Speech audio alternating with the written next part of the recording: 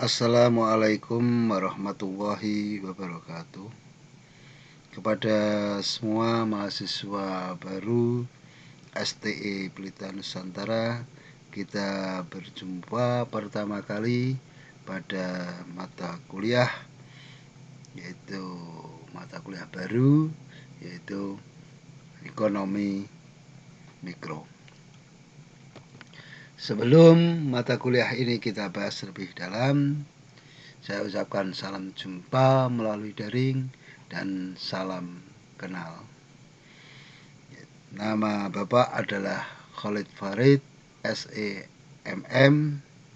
Alamatnya adalah di Desa Gaji, RT 3, RW 1, Kecamatan Guntur, Kabupaten Demak. Pak Khalid lahir di Semarang, yaitu tepatnya di Kelurahan Sendangguwo, ya, pada tahun 1970. Untuk email Pak Khalid, ini sudah tertera di sini, yaitu Pak Khalid punya email 2, Gmail dan pakai di Yahoo, yaitu yang untuk di Gmailnya adalah faridkhalid888@gmail.com dan di Yahoo-nya adalah khalidfarid@yahoo.com. Kenapa ini saya sampaikan bahwa seringkali Pak Khalid membuat tugas-tugasnya untuk dikirim melalui email. Dan sampai sekarang ini Pak Khalid mempunyai 2 anak, yaitu dua-duanya adalah perempuan. Yang satu ini juga baru lulus SMA dan yang satu masih kelas 5 SD. Aku rasa untuk perkenalan sudah cukup. Langsung saja kita masuk di pembahasan mengenai ekonomi mikro di pertemuan yang pertama ini. Perlu Anda pahami bahwa di pertemuan yang pertama ini Anda dikenalkan dengan istilah-istilah ekonomi mikro. Itu Anda akan dipahamkan mengenai sedikit gambaran-gambaran, ya, yang pasti ini adalah masih berisi kulit-kulitnya saja. Nanti pembahasan lebih dalam di pertemuan-pertemuan berikutnya. Ya. Di pembahasan yang pertama nanti adalah ada teori, ada crash problem, ada microeconomic theory or price theory, ada market function and equilibrium, ada comparative static and comparative dynamic, dan positif economic dan normatif economic. Sekali lagi saya pahamkan, ya, bahwa di sini nanti kita hanya ingin mengetahui saja istilahnya istilah-istilahnya dulu. Jadi semoga Anda tidak bingung nanti ketika di pertemuan-pertemuan berikutnya Anda akan masuk lebih dalam dan Anda akan lebih memahaminya. Oke, kita bahas di teori. Apa sih itu teori? Teori bertujuan yaitu untuk meramalkan atau menjelaskan sesuatu hal, ya. Sedangkan teori itu sendiri, ya, tersusun dari suatu hipotesis yang telah berhasil dibuktikan melalui pengujian-pengujian secara logis. Kalau kita amati di lapangan, ya, kita melihat realita, ya, bahwa ada harga, ya, katakanlah harga sepotong daging itu mengalami kenaikan, ya, harganya naik, maka jumlah daging yang terjual atau yang dibeli atau yang dikonsumsi oleh masyarakat akan mengalami penurunan, atau yang terjual adalah semakin sedikit. Nah, itu adalah sebuah pengamatan awal. Dari pengamatan ini, ya, maka bisa dibentuk sebuah hipotesis umum. Jika harga suatu komoditi itu naik, maka jumlah komoditi yang diminta itu akan mengalami penurunan. Kita melihat apakah hipotesis ini berlaku pada berbagai komoditi? Apakah hipotesis ini berlaku pada berbagai orang? Apakah hipotesis ini berlaku pada waktu yang berbeda? Ini perlu suatu pengujian. Ketika hasil pengujian yang logis tersebut ya, bisa membuktikan, ya, maka muncullah sebuah teori. Ya. Kalau kita lihat dari hipotesis tersebut, maka teori yang dipakai adalah teori permintaan. Kita berbicara mengenai apa sih hipotesis, apa sih teori, dan apa sih hukum. Tadi sekilas sudah Anda pahami bahwa hipotesis adalah hasil dari pengamatan. Dan hipotesis itu adalah dalil jika maka, ya, yang biasanya dibentuk dari pengamatan sepintas atas peristiwa dunia nyata yang melukiskan penjelasan mengenai peristiwa yang bersifat sementara dan belum diuji. Ya, ini. Seumpamanya kita melihat, ya, mengenai peristiwa umpamanya gula, katakanlah gula. Kita lihat di lapangan, jika harga gula itu mengalami kenaikan, ya, maka jumlah gula yang diminta oleh masyarakat mengalami penurunan. Begitu sebaliknya, jika harga gula tersebut mengalami penurunan, maka jumlah gula yang diminta oleh masyarakat akan mengalami kenaikan. Ini adalah sebuah hipotesis atau dugaan atau asumsi. Jika hipotesis tersebut dilakukan sebuah uji, ya, secara logis dan dinyatakan berhasil, maka hipotesis tersebut bisa menjadi sebuah teori. Dan dari teori tersebut, ya, jika selalu benar menurut perangkat dan kondisi yang sama, maka teori tersebut bisa berubah menjadi sebuah hukum.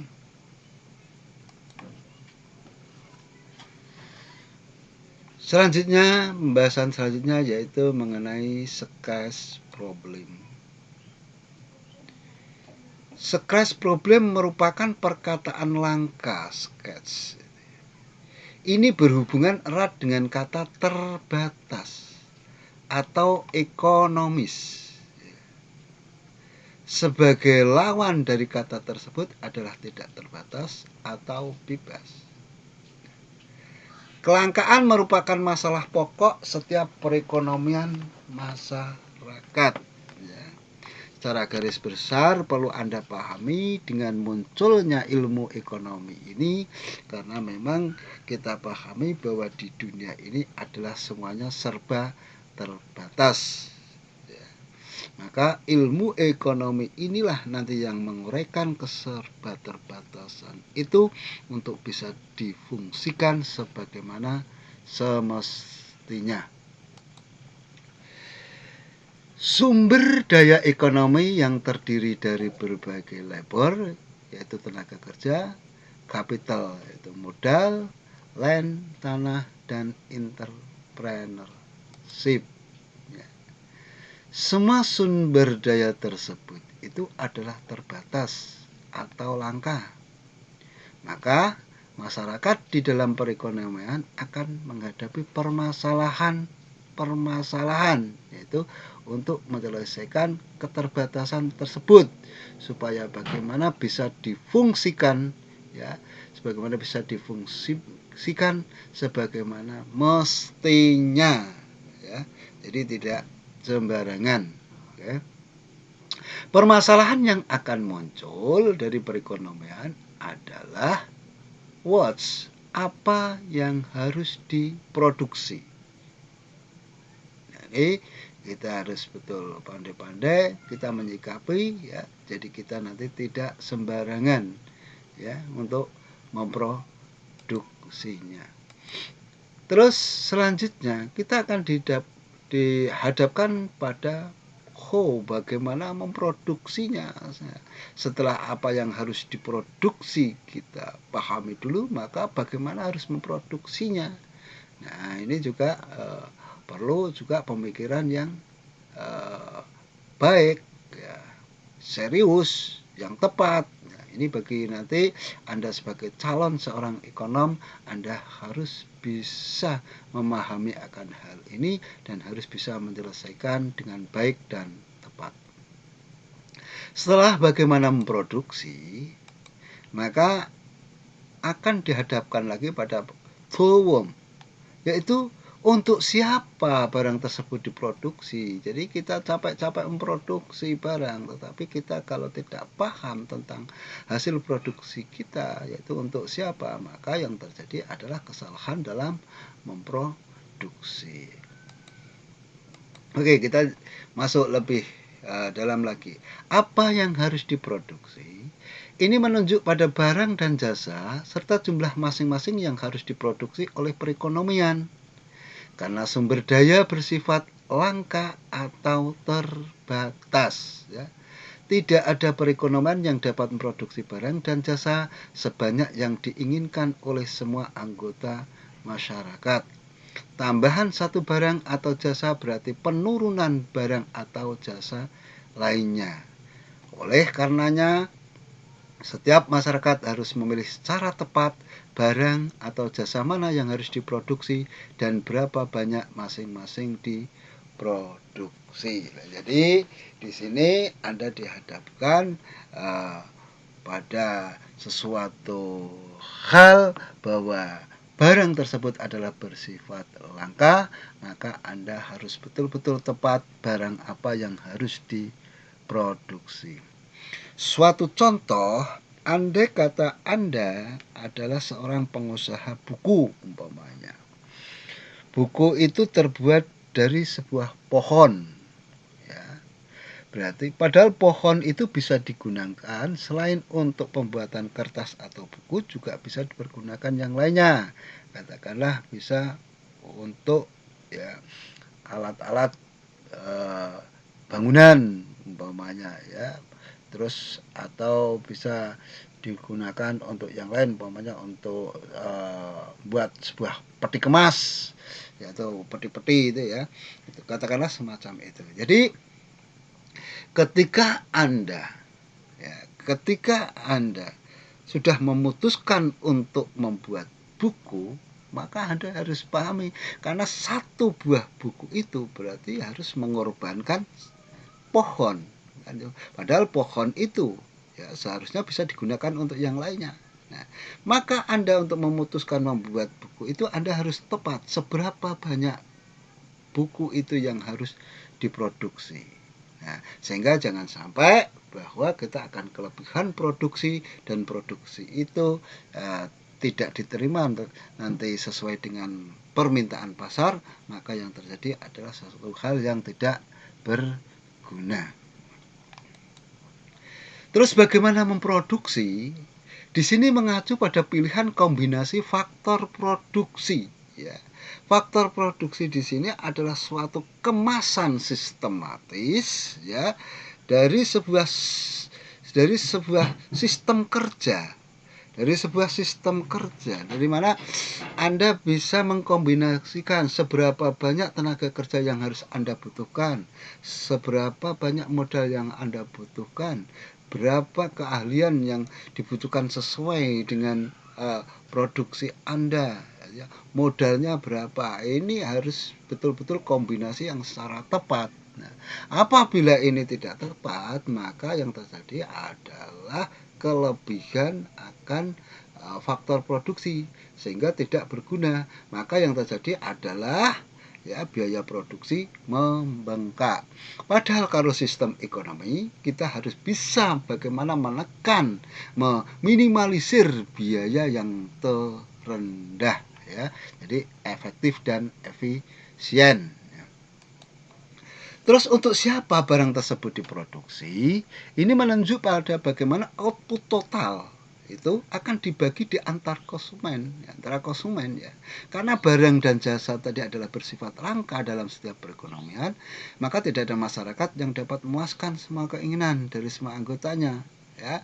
Jadi Anda harus tepat sekali konsumen antara satu dengan yang lainnya, seberapa sih kebutuhannya. Ini Anda harus betul-betul bisa memberikan kepada semuanya, bisa terdistribusi semuanya kepada konsumen tersebut. Jangan sampai salah ya, karena ketika ya salah satu konsumen, umpamanya Anda distribusi lebih banyak padahal di situ mereka adalah kebutuhannya katakanlah umpamanya kebutuhannya 1000 tetapi Anda kirim lebih daripada itu, maka itu menjadi tidak berguna. Dan yang lainnya, karena yang lainnya tidak akan menikmati atau mendapatkan kesempatan untuk mendapatkan barang tersebut ya. Jadi ini akan menjadi sangat rentan sekali dalam arti bahwa distribusinya adalah tidak sesuai. Oke. Selanjutnya kita akan bahas mengenai microeconomic theory or price theory. Microeconomic theory or price theory ini mempelajari perilaku ekonomi dari setiap unit pengambilan keputusan secara individu seperti konsumen, ya, pemilik sumber daya, dan perusahaan dalam suatu perekonomian bebas yang digambarkan pada circular flow berikut ini. Ya. Di circular flow ini ada perusahaan, ada rumah tangga, di sini ada pasar barang dan pasar faktor produksi. Ya. Oke, kita lihat dulu di nomor 1 dan nomor 2. Ini ada tanda panah biru. Ini perusahaan, ya, perusahaan akan mendistribusikan barangnya di pasar barang. Ya. Dan di pasar barang tersebut, ya, barang-barang itu akan terdistribusi kepada rumah tangga. Dari pihak rumah tangga dia akan mengeluarkan biaya untuk mengeluarkan biayanya ke pasar barang. Ya, di pasar barang inilah sebenarnya kesepakatan pertemuan antara barang dengan harga itu ada di sini ya sebenarnya. Jadi dari pihak rumah tangga dia itu adalah sebagai perminta, adalah sebagai demand, dan sementara dari perusahaan ini adalah sebagai supply-nya dan dia bertemu di pasar barang ini ya. Oke, di panah yang kuning ini rumah tangga mengeluarkan biayanya di pasar barang dan biaya tersebut akan terdistribusi kepada perusahaan. Selanjutnya dari rumah tangga ke perusahaan, kita lihat rumah tangga ya akan menjual faktor-faktor produksinya di pasar faktor produksi. Seperti apa tadi? Seperti labor, yaitu seperti tenaga kerja, ya, seperti tanah, ya, seperti modal, seperti keahlian, itu di pasar faktor produksi. Ya, yang dijual kemana? Ke perusahaan ya. Nah, dari perusahaan ini ya tentunya dia juga akan memberikan imbalan kepada rumah tangga ya, yang berupa apa? Yang berupa gaji, yang berupa upah, yang berupa sewa kepada rumah tangga. Oke, ini gambaran circular flow yang sangat sederhana. Nanti di pertemuan-pertemuan berikutnya akan kita bahas lagi model-model circular flow yang lebih mendalam. Oke, selanjutnya kita membahas mengenai market function and equilibrium. Apa yang kita pahami tentang market ya, untuk sementara yang kita pahami di sini adalah market merupakan tempat atau keadaan di mana para pembeli dan penjual membeli dan menjual barang, jasa atau sumber dayanya. Itu tadi ya, seperti sumber daya tadi seperti tenaga ya, seperti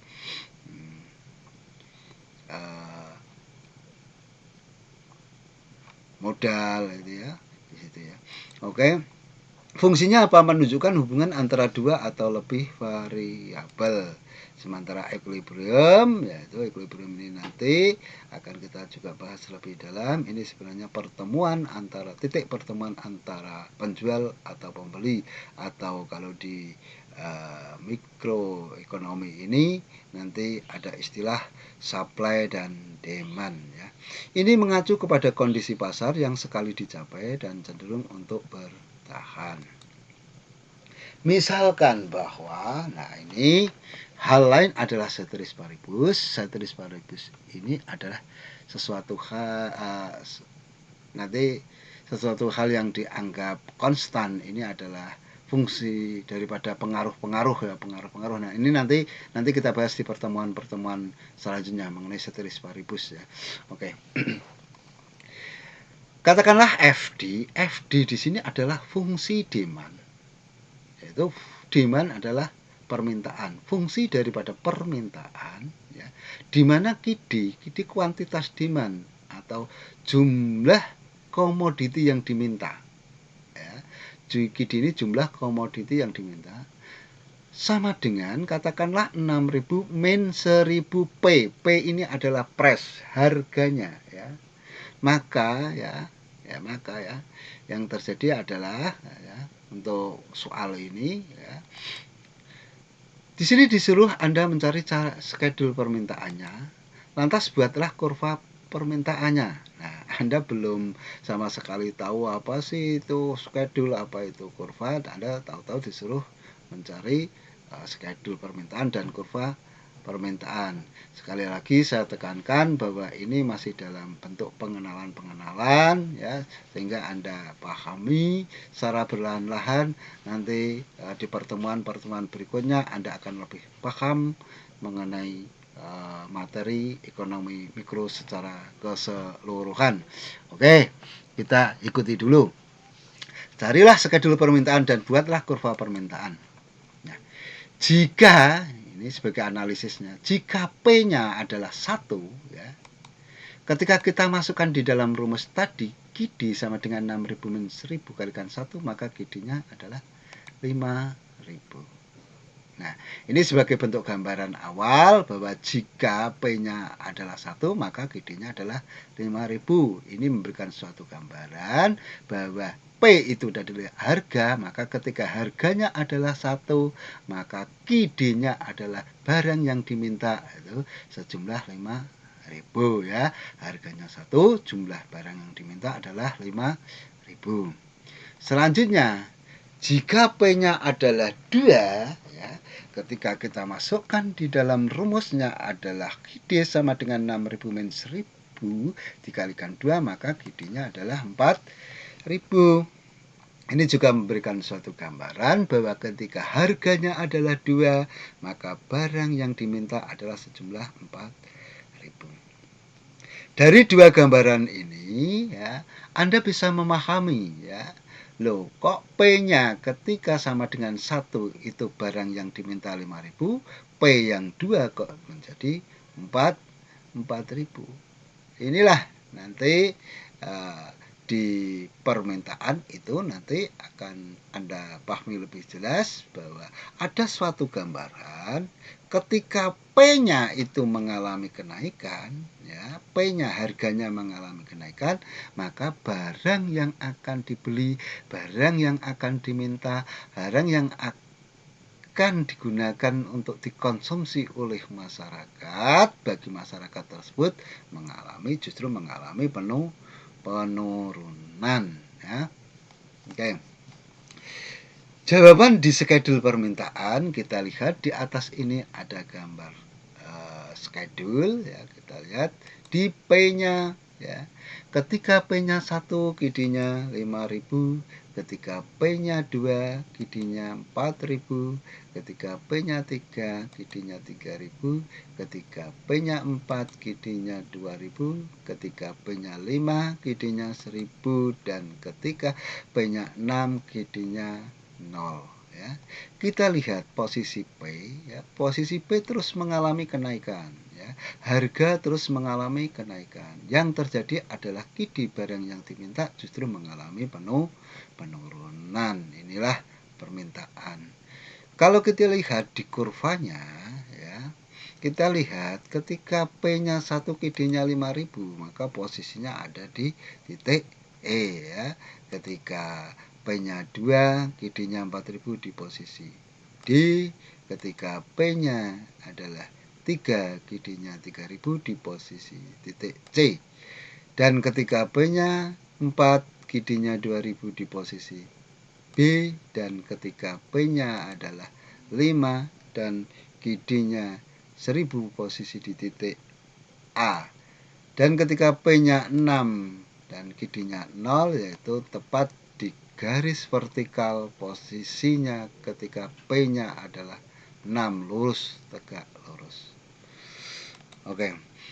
Ketika titik-titik itu dibuat satu garis, maka yang terjadi adalah garis miring dari kiri atas ke kanan bawah.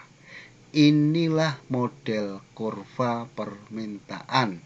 Ciri-cirinya adalah dari kiri atas ke kanan bawah, ya, yang memberikan suatu gambaran semakin tinggi harga tersebut, maka semakin sedikit jumlah barang yang diminta.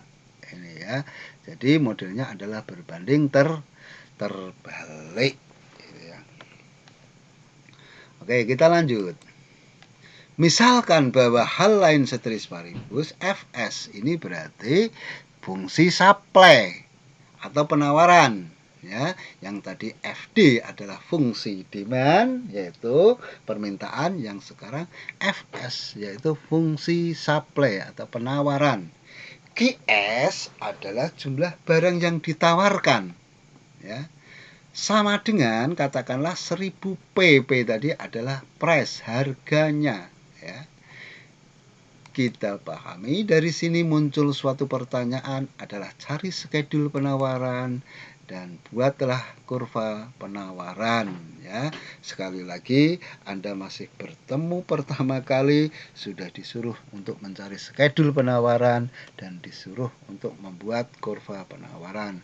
Apa sih skedul penawaran dan kurva penawaran? Apakah sama tak seperti tadi skedul seperti skedul permintaan dan kurva permintaan? Mari kita lihat. Jika P-nya adalah 1, ya, ketika kita masukkan di dalam rumusnya, maka QS sama dengan 1000 kalikan 1, maka QS-nya adalah 1000.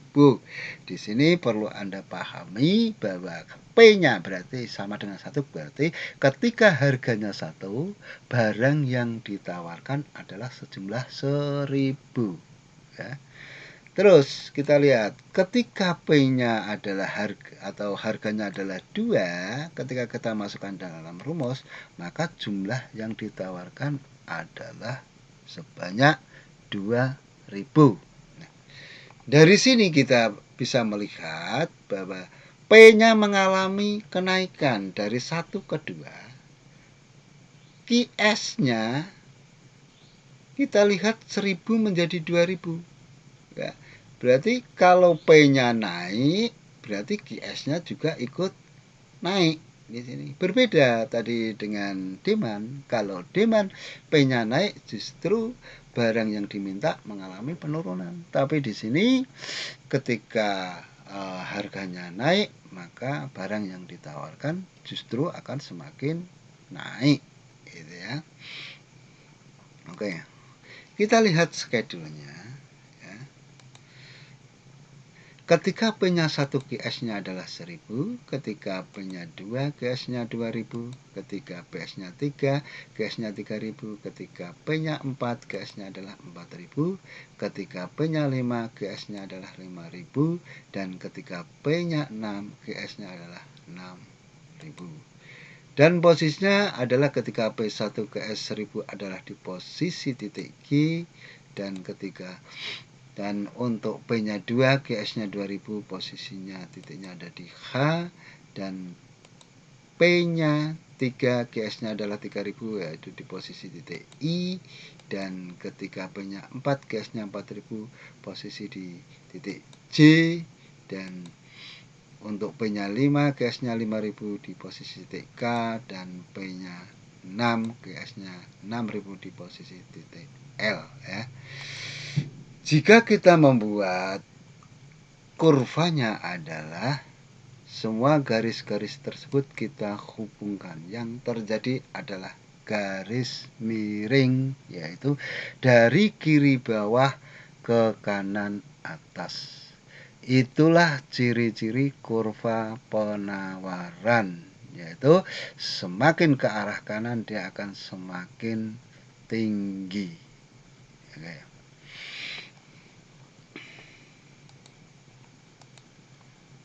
Sekarang ada suatu pertanyaan lagi. Pada satu pasang sumbu, gambarlah kurva pada kedua soal di atas. Pada titik mana berada dalam equilibrium? Dimulai pada posisi ketika pasar ini tidak berada dalam equilibrium, tunjukkan bagaimana equilibrium dicapai. Jawabannya adalah schedule permintaan dan penawaran. Kita lihat, ya.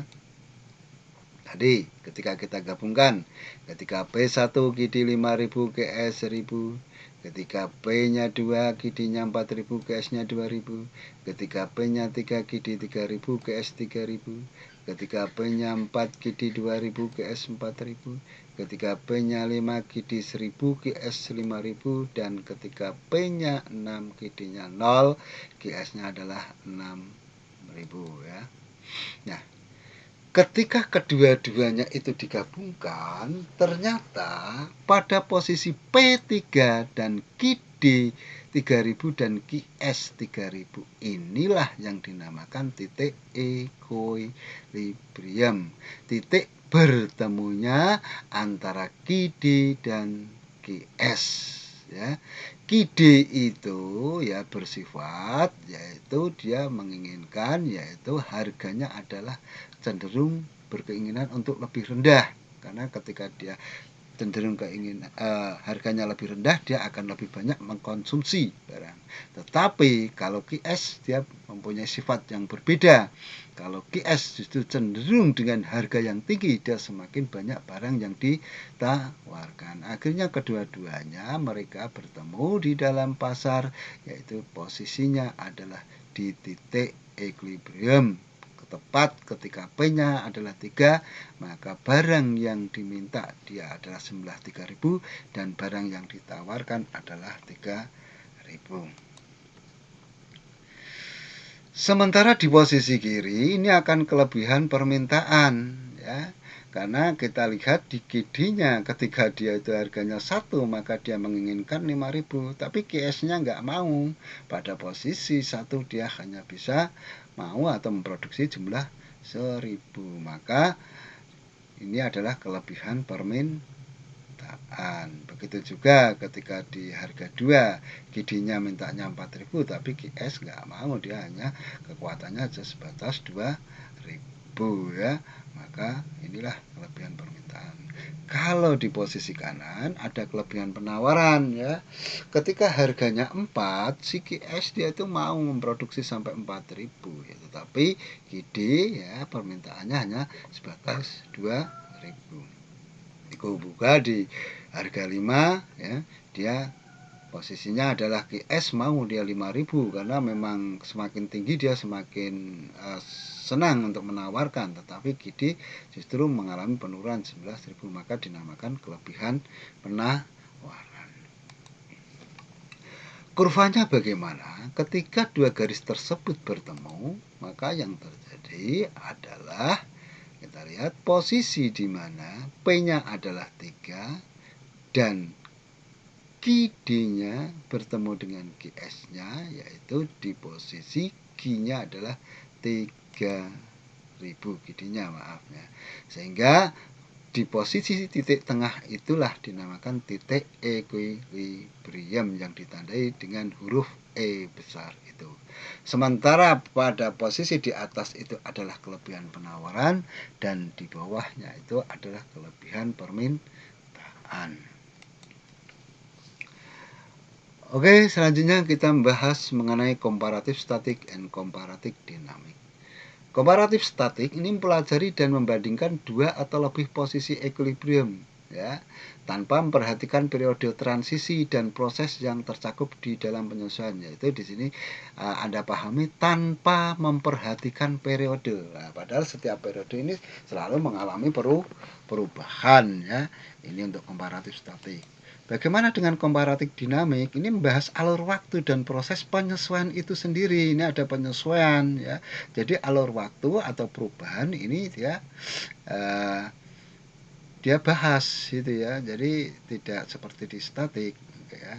Oke, untuk lebih jelasnya kita lihat. Misalkan bahwa QD pada soal di atas berubah menjadi QD ya, tanda petik 1 di atasnya sama dengan 8.000 min 1000 P, maka skedul dan gambar kurvanya adalah ya lihat di atas ini ya, tanpa memperhatikan alur waktunya ya, ini adalah komparatif statik, dia tetap posisinya seperti yang tadi ini ya.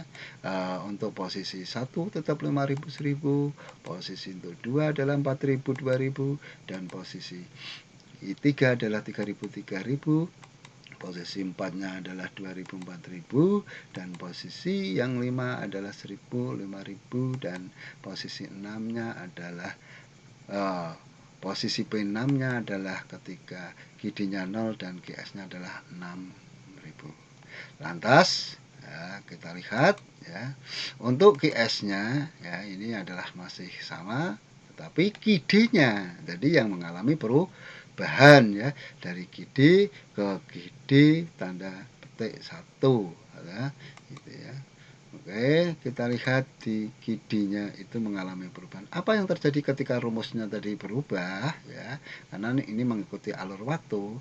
P untuk satunya untuk QD aksennya sudah mengalami perubahan dari 5.000 menjadi 7.000 ya. Selanjutnya dari di P2-nya yang awalnya di komparatif statik 4.000, di sini adalah 6.000, yang di selanjutnya di 3 adalah 5.000. Yang selanjutnya adalah di posisi 4.000 dan di posisi 5-nya adalah 3.000. Selanjutnya ketika P-nya adalah 6, QD aksennya adalah 2.000, dan P-nya 7, QD aksennya adalah 1.000, dan P-nya 8, QD aksennya 0, dan QS-nya adalah 8.000 ya.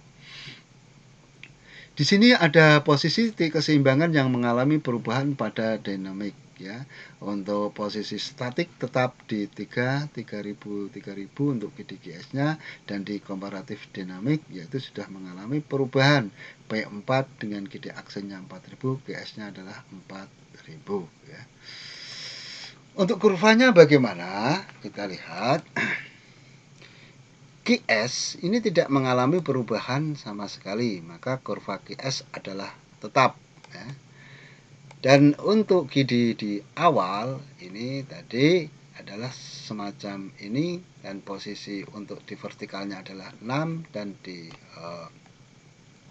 horizontalnya adalah 6000, dan pertemuannya adalah di 3 dan 3000. Ini kurva KD sebelum perubahan.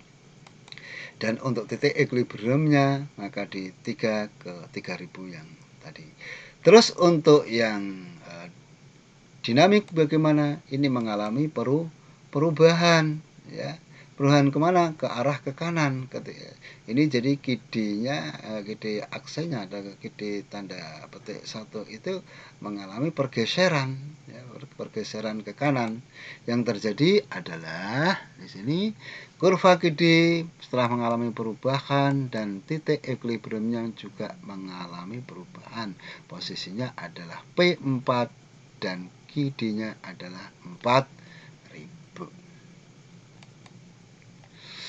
Oke, selanjutnya kita membahas mengenai positif economic and normatif economic. Positif economic membahas atau mempelajari tentang apa atau bagaimana masalah-masalah ekonomi yang dihadapi suatu masyarakat sebenarnya diselesaikan, ya. Sedangkan normatif economic membahas tentang apa yang seharusnya atau bagaimana masalah ekonomi yang dihadapi suatu masyarakat seharusnya diselesaikannya. Nah, ini kita nanti akan dihadapkan pada berbagai permasalahan, apakah itu masuk di dalam positif ekonomik, yaitu yang sebenarnya diselesaikan, atau yang seharusnya diselesaikan, ya. Contoh, misalkan bahwa suatu perusahaan mengotori udara dalam proses produksinya, ya. Bila kita mempelajari tentang berapa jumlah biaya pembersihan tambahan yang dibebankan terhadap masyarakat karena polusi ini, kita berhubungan dengan ilmu ekonomi positif, ya. Tetapi kemudian masyarakat harus memutuskan apakah mereka mengizinkan perusahaan beroperasi dan mengotori udara, membayar sendiri pemasangan alat anti polusi udara, atau memaksa perusahaan meninggalkan tempat dan risiko kehilangan pekerjaan. Dalam menetapkan keputusan ini, masyarakat berhubungan dengan ilmu ekonomi komparatif, ya. Ini bagaimana perusahaan terus sebenarnya yang harus diselesaikan, ataukah sebenarnya yang seharusnya diselesaikan atau yang sebenarnya diselesaikan. Kita kembalikan. Oke. Mahasiswaku semuanya, sekali lagi ini adalah kulit-kulitnya saja, yaitu Anda sebagai bentuk perkenalan pada mata kuliah yang Anda ambil, yaitu di ekonomi mikro ini. Untuk selanjutnya nanti kita akan bahas lebih dalam lagi, sehingga Anda nanti lebih mengetahui apa sih sebenarnya ilmu ekonomi mikro ini. Oke, saya akhiri sekian. Wassalamualaikum warahmatullahi wabarakatuh.